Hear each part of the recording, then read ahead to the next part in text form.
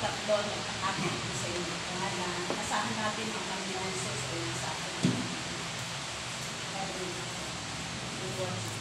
The name of the Father, the Son, and the Holy Spirit. Ama naming Diyos na makapangyarihan sa lahat, kung itutusan at pagpuri, sumasamba sa iyong taas ang pangalan, tunay na kayo ay mabuti at pagpapangin. Salamat po ng maraming sa pagtanggap ng sikip ito sa Malele, sa Panginoon po ng Angka, ng Arto. Bili yung Panginoon at ang kanyang kasalunan at mga kasamahan kami. Thank you for the response that you gave us to the Lord. Salamat sa mga pagpapakanan ito. Salamat ito sa mga taong gaganap ng pagtutulong na ito, Panginoon. Piniman mo po natin bagay na espiritu ng karunungan ng bawat isang natin. Pagkaroon kami ng pagkakauluan kung kami yung dinadala ang ensayo ng gawain ito, Panginoon. Sa inyo kami nagpaparangal, sa inyo kami sumasamba, ilulugan kami. Matagumpay na unawan itong pagingin, matagumpay ang gawain ito na sa buhay namin ang totoo at tapat sa Pilipinas. Dalangin namin na ang katagumpayan ay matari sa lugar na ito, Panginoon. At pangunahan mo kami sa lahat ng aming gagawin, sasabihin. At kung sino man ang tatayo sa oras na ito, magsasalita, bless them, Lord. Anoint po sila, Panginoon. Bigyan na karunungan ng mula sa iyo. Bless mo sila mightily. At kami mga nakikinig, Panginoon, ay makaunawa kami para sa ikatagumpay ng gawain. We ask this in the name of Jesus. At natin sa iyo. Amen. Amen. Ama, Anak, Espiritu Santo. Maraming salamat po. At ngayon naman po ay tinatawagan po natin para sa isang pamunod at panunulita ang ating pumutiin na kapitan ng Kapitan Arthur.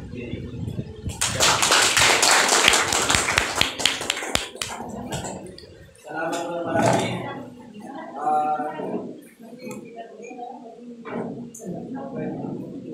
So, magandang umaga sa ating lahat. Nais ko munang i-recognize yung ating mga bisita from National Anti-Crime and Corruption Group Incorporated.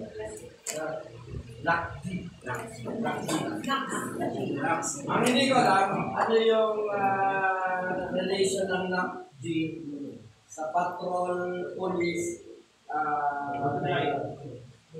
multipliers. Kasi pala sila kayo ng uniform, may blue. Ewan ko, may kung so, ating pong ikangalit si Ma'am Ana Marisa Nagicho na yung nakausap ko ng nakaraan. Mr. Salvador Lucañas, Mr. Salvi Albus, Mr. Jed Hail, Mr. Armando Mondeon, Miss Rosalyn Valerie Baay, Miss Maricel Tolentino, and Mr. Joey Lucañas. Parang sa Matumas. So, Cuenca is also a part of their district. Actually, wala rin akong idea pa sa kung ano yung kanilang topic. Ito ay opportunity, kaya naman ako ay tumugot agad. Of course, kay Ate Aw at kay Ate Lynn. Yan, ang mga palayo ng mga yung Pinay. Sila yung Eden, dito rin. Sila yung nag-banggit sa akin na kung pwede magkaroon ng pagkakataon yung kanilang mga kaibigan na magbigay sa atin ng anumang knowledge pa. Noong nakaraang mga araw, ko na pagkakataon ko lang rin, kami punta ng Baguio, ng Davao, nakapulot din kami ng magagandang ideas. So, share din namin yun sa inyo, binute, para gamit natin dito sa ating barangay, especially yung sa waste management. Sa waste management, and meron din isa yung maganda yung sa kooperatiba. At yan ay pag-uusapan na lang natin sa tamang pagkakataon. No? So ngayon, ang ating purpose ay para mapakinggan natin kung ano ba yung kanilang ibig sabihin ng sa anti-crime and corruption. Although tayo ay may knowledge dyan, may mga nakilang natin tayo mga seminar tungkol diyan, ano natin, baka additional knowledge din sa atin, especially sa ating mga lubot and BHW, para ito ay makatulong sa atin sa ating pagtulong. So ating pakinggan, welcome mo dito sa aming barangay, mga kapatid, mga Cuenca, mga Makji, at sana ay makapagbigay ng dagdag knowledge sa aming barangay. Salamat po na marami. Ewan kwente kay bro. Maraming po salamat, Kapitan ng Arthur. Pakalaman po natin si Tato. Yan, bago po magsimula, pakilala lang po muna ako. Po si Jen Taet, from Cuenca, Batangas, Secretary po ng NACI. At ang huli po ng NACI is National Anti-Crime and Corruption Group. From the word itself po, siguro may mga idea na po kayo kung ano po yun. Anti-corruption, anti-crime. Pero bago po ako simula, baka po may nakakilala po sa akin dyan. Nalabas po tayo sa TV. Ako si Boy Sunny. Ako po yung nagagaya ng mga boses. Baka lang sa akin. Naman yung 60 boses. Sampol!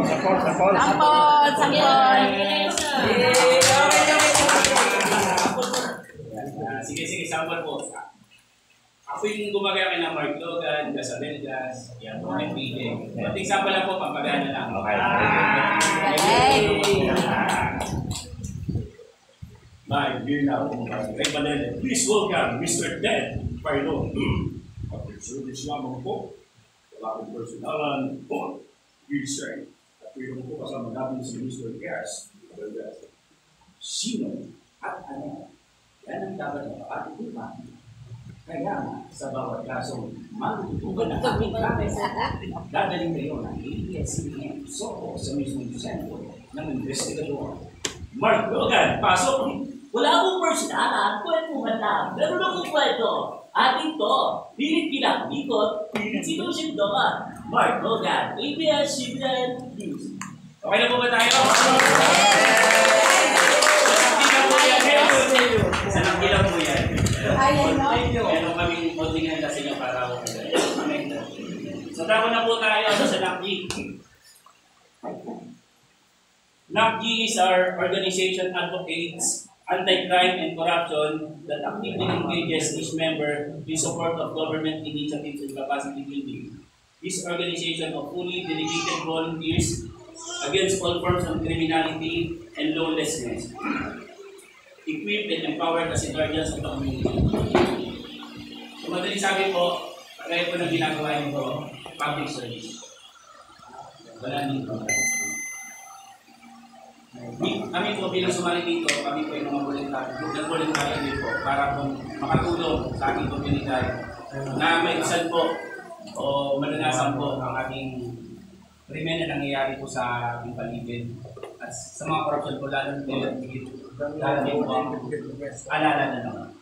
So, kagaya rin po niya, alam ko po, kayo po ay may mga kaalaman na rin po sa mga ganitong uri ng mga bagay. Pero dito po sa NACI, kasama niyo po kami.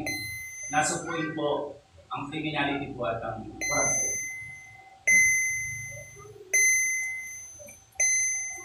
At para naman po sa aming vision at mission, ay naganda po ang aming kasama niyan si Ma'am Marisa para po ipaliwanag kung ano po ba ang layunin. Marisal po pala. Marisal Tolentino. Pinsan po ni Lorna Tolentino. Para po sa ating our vision and mission ng NACI.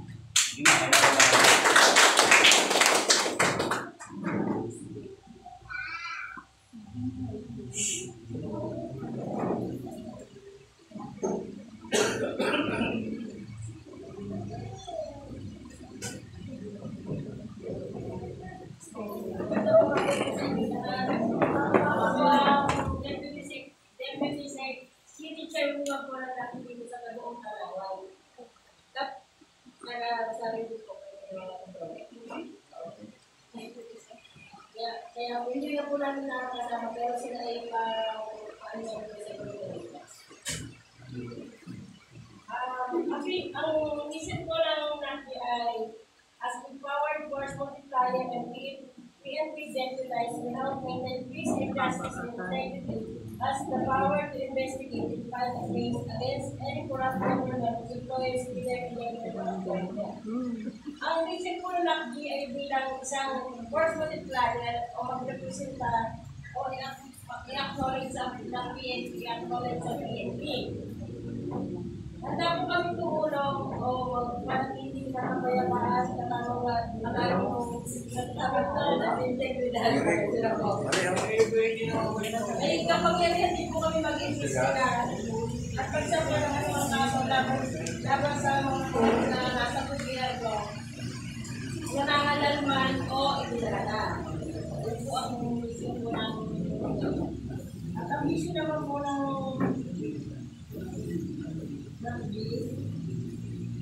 our vision cannot be envisioned to be leading force multiplying law enforcement agencies with proactive and productive guidance of the community and with operate before honesty.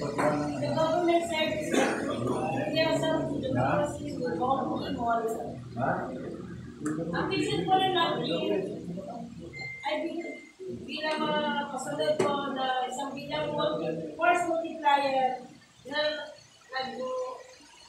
sasagawa ng bakas ko. Kasi siya po, pwede po yung binenefits na first time ko po hinarap na kayo. Hindi po talaga ako nag-salita ko. So, ang spokesperson po namin talaga ay nasa speaker pa po na ngayon. Almost 3 weeks na po sa Pilipinas. Ay isang siya ng proactive and productive na tagapangalaga sa komunidad. Ang NAPI ay nagtutulungan na sa pagsaservisyo ng gobyerno ang may palabas sa pagtutunganan at patamang na pagsubaybay o pag-imbestiga sa ibang panel. Salamat po, ilan po.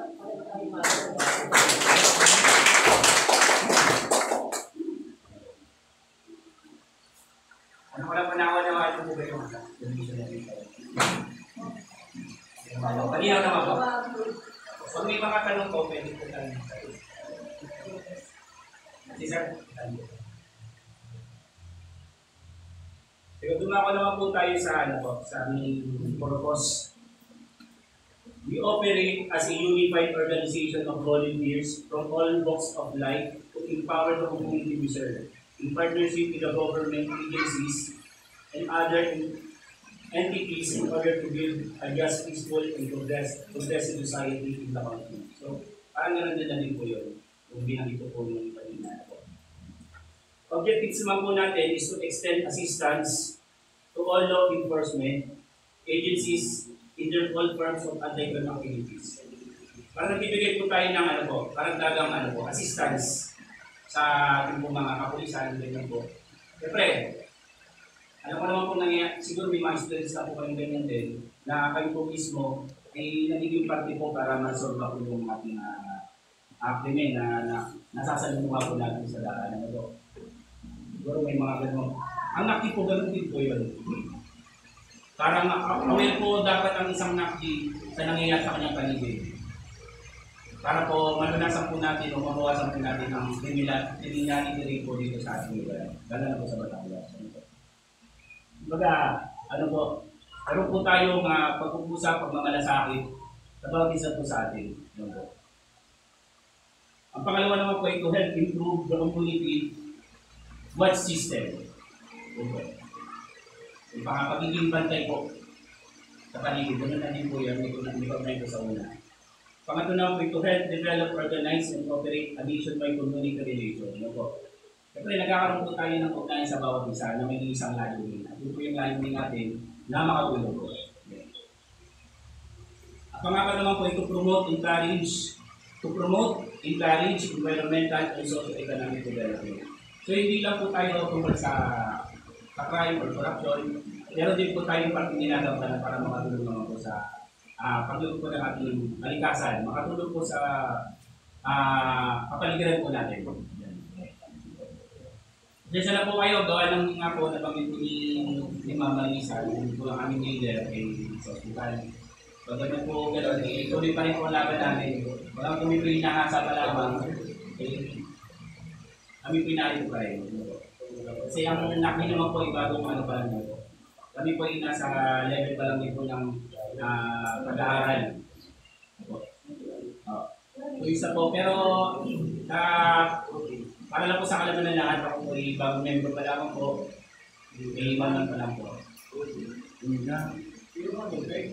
At ang mga programa naman po na hinihandog po ng NAPWI, ang una po dito ay meron po tayong tree planting. Intelligence program, yun po, ito po yung gagdag kaalaman po para sa intelligence po ano. Dito po bibigyan po ng pagkakataon po na magkaroon po tayo ng mga iba't ibang mga trainings po, seminar about intelligence program. Feeding program, para naman po ito sa atin, gaya po naman ginagawa, alam ko po, alam niyo na, feeding program. Coastal clean up, yan po, pagiging po ng mga komentator po natin, mga ilog. Clean up drive, gift giving, bloodletting, yan, pagiging po ng mga tulo at medical mission. So kung mga politiko po at saka mga iba po natin mga public servant, gumagawa po na dito, kami po yung dadagdag pa para mas marami pa po yung makialam. At ang amin naman po mga advokasya, ay ang muna po ay ang political reforms. Reforma pang politika po. Ito po ay hindi na po namin siguro sa pagbalik po namin, sila po yung magpapaliwanag po kasi mas malalim na po ito. Pero malaga po, nabanggit po namin na meron din po kami para sa political reforms. At ang pangalawa po yung peace and order, social services, environmental protection, at gender sensitivity. Ito po yung tinagdag namin na siguro po ay madalang po sa ibang mga organisasyon. Ito po yung gender sensitivity. Na alam naman po natin na ngayon po ay talagang nababalita. Kaya nalaman po ng mga issue po na mismo mga parang artista ganito. Kasi iba na po ang mga kabataan ngayon. Kailangan po mas lubos sa mga nawa po natin kung ano na po yung lagay ng mga kaisipan po ng ating mga anak. Dito po yung tatalakayin sa gender sensitivity. At ang aming mga pong our core values ay una po dyan ay ang peace. Siyempre, kapayapaan po. Pangalawa ay ang katarungan, justice. Pangatlo po ay volunteerism. Yan ang ginagawa po ng aming grupo. Volunteer lang po talaga kami dito. Ako po isa po akong visual artist, performer. Pero nagbigay po ako ng time para dito po. Para at least naman po meron po ako nagagawa para sa ating mga community. Yan, gaya po ng ating kapitan, ng ating masamit ng barangay. Lahat po. Yan. At ang pangiwanan po ay service. Siyempre po, servisyo. Servisyong totoo. Walang pinipilingan, walang pinapagpapaan. Anti-crime community watchdog against all forms of crimes, violence, and lawlessness. Yan. Doon pa lang po sa aming mga sa definition po namin ng anti-crime na watchdog, all forms of crimes, violence, and lawlessness. Ang iba na po makikita nyo na po dyan yung responsibilidad. Once na tayo po inactive, naging member po tayo inactive, saan na po yung responsibilidad na mga ito na nakatang po sa atin. Yan. Corruption is a form of dishonesty or criminal offense which is undertaken by a person or an organization which is entrusted in position of authority in order to acquire illicit benefits or abuse of power of one's personal gain. Yan. Ito po corruption, alam niyo na din. Kung hindi pa ako pinapanganak, alam niyo na po na malaking problema na po ang corruption sa ating bansa. At alam kong kayo po mismo tutol po kayo dyan. Sino pa naman po ang may gusto ng corruption dito ba? Pero ang tanong po ang nasa ngayon, paano po ba natin magagabi ang corruption? So meron po tayong kanyang definition kung paano po natin, kapag alam na po natin kung paano tatalunin ang corruption. Pero ang pinakamalawag po talaga natin mismo dyan ay yung pag nandun na po tayo mismo sa posisyon, sa kapangyarihan. Kasi po yan talaga yung nagpapabago sa isip ng isang tama ko. Pero ngayon po, bilang bilang parte po ng NACG, paano po ba natin papalalanan sila na baka po sila nalulunod na sa korupsyon? Baka tayo po makatulong yung mga boses ng bawat isa sa atin. Po ba? Ay, malalim po kasi ang usapin ng korupsyon. At ako po ay bilang isang simpleng mamayan lang po ay nakakasaksi din po ako. At lagana po yan. Alam niyo po yan, lagana po ang korupsyon sa ating bansa. Pero ito pong ugat sadya ng mga bagay-bagay. Kung bakit po ang Pilipinas hanggang ngayon ay nauusan po tayo ng ibang bansa. Naku po alam niyo po yan dahil mas may kalaman po kayo sa akin. Pero bilang parte po ng NACG, sama-sama po tayo na katukin sila, buksan ang kanilang mga mata na sana ay dumating po ang araw na magbago po yung kanilang mga pananaw. Kung mga nasisilaw, nalulunod na sa korupsyon, o masyado nang ginagawa libangan ng korupsyon ay yun po ang aking kalaban.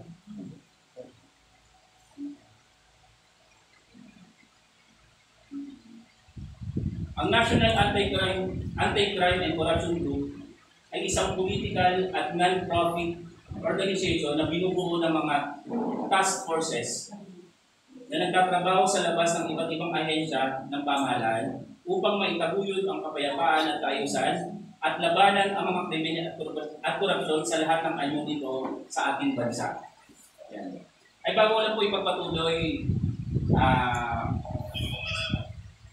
gusto ko lamang pong tawagin si Sir Leon para sa karagdagan ng isa may darating po. Ulitin ko po kung meron po kayong hindi nalinaway, ay maaari po kayo magtaas ng kamay para po magdagdag. O kaya po, pwede rin po kayo magdagdag ng inyong pong sarili na suggestion para po may dagdag din po natin dito na makakatulong din po para po mapalakaw natin yung mission at vision po. Mga ang tawag dito, obligasyon ng isang NACG. Ang NACG ay isang bago, pribado at voluntaryong organisasyon na binuo sa pakikipagtulungan ng komunidad upang mapabuti ang kaligtasan ng publiko at mabawasan ang bilang ng mga biktima. Ang NACG ay binuo sa probinsya ng Antique at nakarehistro sa Security Exchange Commission sa SEC 20-220-80-635502 sa PEDSA ng Agosto 10, 2022. 2 taon na po ang NACG. At ngayon po ay patuloy na po kami, dumadami pa. Alam ko sa pagkakala ko, meron na po kami sa Bicol, sa Mindanao, Visayas, nationwide na po ang NACG. Nasa Norte, medyo tinawag tayo. Norte. Parang 1,000 plus na ako. Sabihin po, marami po talaga. Nagkakaisa na po ang bawat tao na sukuin po ang korupsyon at ang criminality po dito sa ating bansa. Kasaysayan ng NACG. Ang National Anti-Crime and Corruption Group, NACG, ay isang pribado non-government organization na binubuo ng pakikipagtulungan ng komunidad upang mapabuti ang kaligtasan publiko at mabawasan ang bilang ng biktima. At naayon sa mga ahensya ng pagpapatupad ng bansa sa pagbibigay impormasyon tungkol sa pagdiwas sa krimen at ang sistema ng hustisya sa komunidad. Pero kung gano'n po ay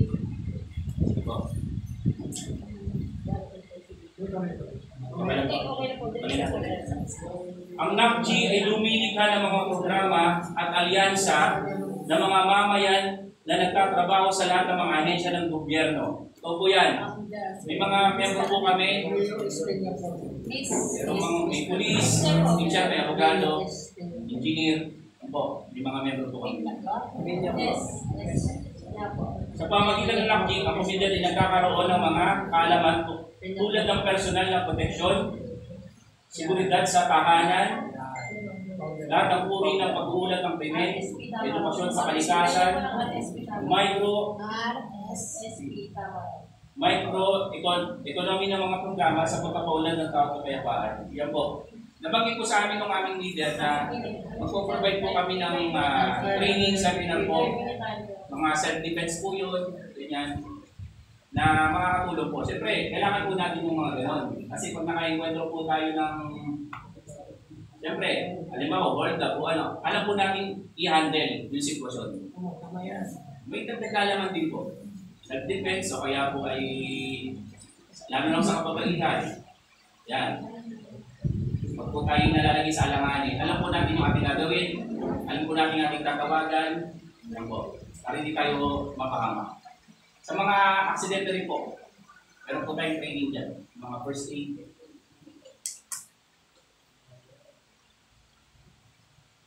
Mga kautusan, dapat sundin ng bawat kasapi ng National Anti-Crime and Corruption Group. Una po ay mahalin ang Panginoon ang higit sa lahat. Yan po ang number 1 sa amin, siyempre, guidance with the Lord. Number 2 is, mahalin at isalang-alang pamilya, trabaho, kasamahan, at gayon din ang kalikasan. Pangatlo, tumanggap ng pagkakamali at huwag maging sanhi ng kapamakal ng kapwa.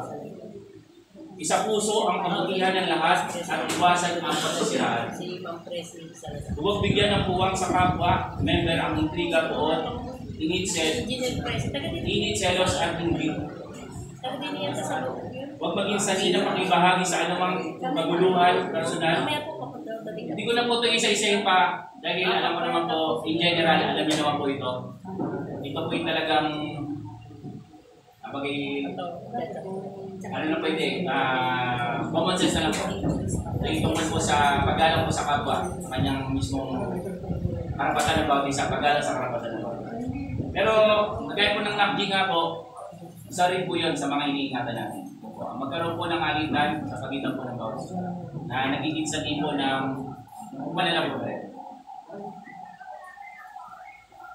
Mga grupo, ito naman po yung mga nakaano po sa amin, na nakakulat po sa amin ng mga grupo. Una po ay ang Bantay Corruption Task Force, Traffic Enforcement and Communication, Anti-Smuggling, Bantay Gubat, Dagat, Livelihood, Tourist Patrol at Special Task Force. Ito po yung aming official ID. May makikita po kayo dito sa likod. CIDG, PCADG, DINP, HPG, Ombudsman, PIDEA, NCIP, DNR, at NPR. Diyan po kayo nakipagtulungan ng pagkakit.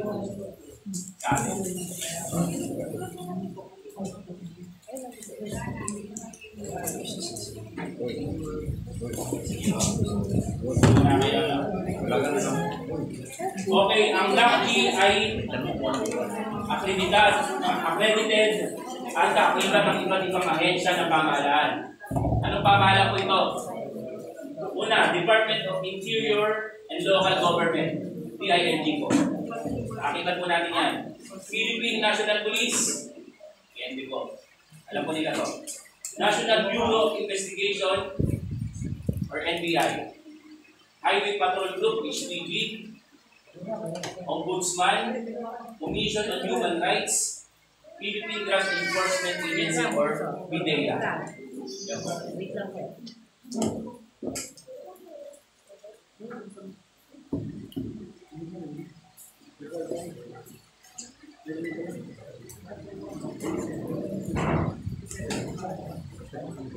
Ang lahat ng mga programa ng NAPG ay dinisenyo upang hikayati ang mga mamayan na magsama-sama upang labanan ang krimen at korupsyon sa mga tagdapan ng ating pamahalaan.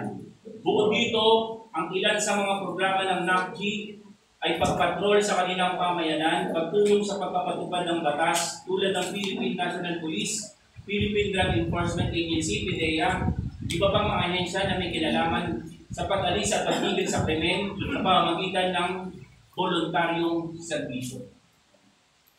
Volunteer lang po talaga. NAPG duties and responsibilities. Ito po naman yung mga responsibilidad at mga tungkulin po ng isang miyembro na ng NAPG. Una po ay subaybayan at iulat ang mga illegal, kriminal na aktibidad.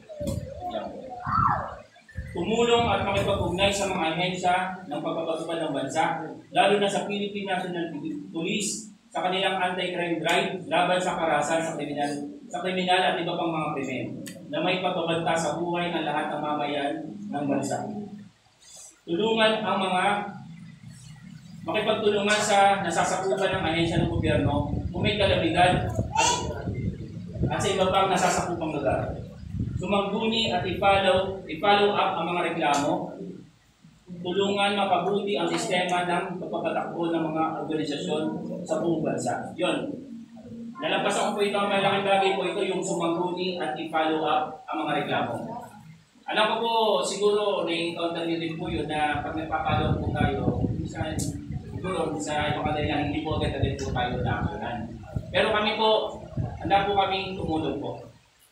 Bilang nakiki po, dahil nga po meron po kayong mga koneksyon sa pamahalaan po, yan. Sa palagay ko po, mas mabilis po tayo matutugunan. Nabibigyan actually po yung ating mga programa o yung mga iuulat po natin ng mga krimen po, mga ganyan. Tulungan mapabuti ang sistema ng pagpapatakbo ng mga organisasyon sa buong bansa.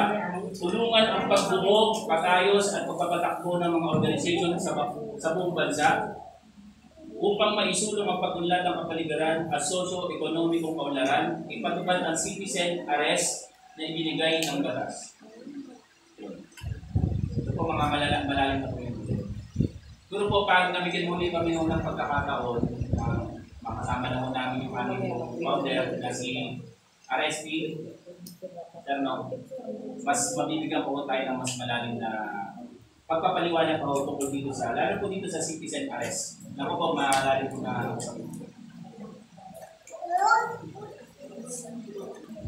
ito naman po yung aming mga certificate na sa pagiging legit po ng NACI. Ito po yung Certificate of Incorporation, National Anti-Crime and Corruption Group Agency.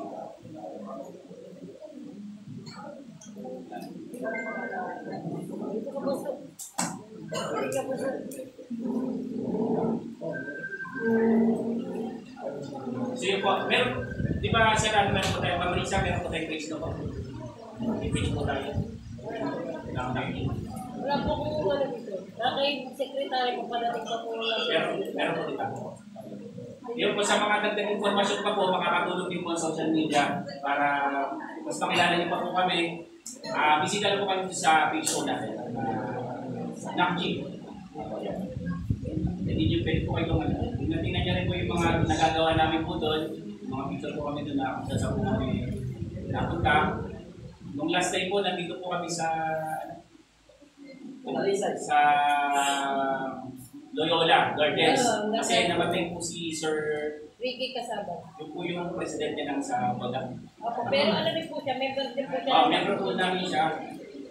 Deputy for operation po. Yung Deputy for Operation. Kilala po siya sa Tanawan. So, ang dami po itong matay dahil si Sir talaga po yung sobrang narinig ko dun sa isang mensahe po ng kanyang kamag-anak. Isusubo na lang daw po niya ibibigay pa. Kaya hindi na ako nagtaka kung bakit ang dami yung dumalo doon. Dahil kung talagang public service lang po, siguro isang patuninaw si Senator. Dati rin po siyang mag-awal. Dati rin po mag-awal. Yan. Kami po yung ginagawa po namin sa Burian. Kami po yung nag-aalis po ng bandila. Saka nag-a-assist po kami sa... Bisitahin niyo po yung aming page para po mas marami po kayong nalaman. So yun lamang po. Hanggang dito na lang po. Talagang mabilis lang mga pasada. Yung founder, yung... Mabanggitin ko na lamang po yung founder po ng aming grupo na si Sir Rio S. Peñaflor, RSP Tamaraw, taga-Antigi po siya. Nasa hospital po ngayon. National President, Judy Peñaflor. Sampo. Senior Admin Vice President for Operations, Romulo Latayan. Siya po yung nasa hospital mo. Siya po yung spokesperson po talaga namin, San Vicente, Santo Tomas po. Kakilala niyo po, kasi Romulo Latayan. Si Kagawan. Taga San Vicente, Santo Tomas po. Vice President, for admin, Resi Salazar. Tulong-tuloy na po siya. Kaya po mismo kasi marami po ang kasikaso. VP Celson, Vice President for Central Luzon, Barangay San Istanawan City. VP Solson, Joy Imperial, Pagkabigo naman po. Provincial Chairman of Batangas, Manuel Pacheco, Tagas Talisay, Batangas naman. NACG, Officials of City of Tanawan, Ana Marisa Tilan Dicho, Maricel and Tolentino, yun pala. Katulog eh. Deputy City Chairwoman. Aurea Bungking, City Treasurer. Yan, si Ma'am. At si Ma'am Rosalie Valerie Baay, City Secretary.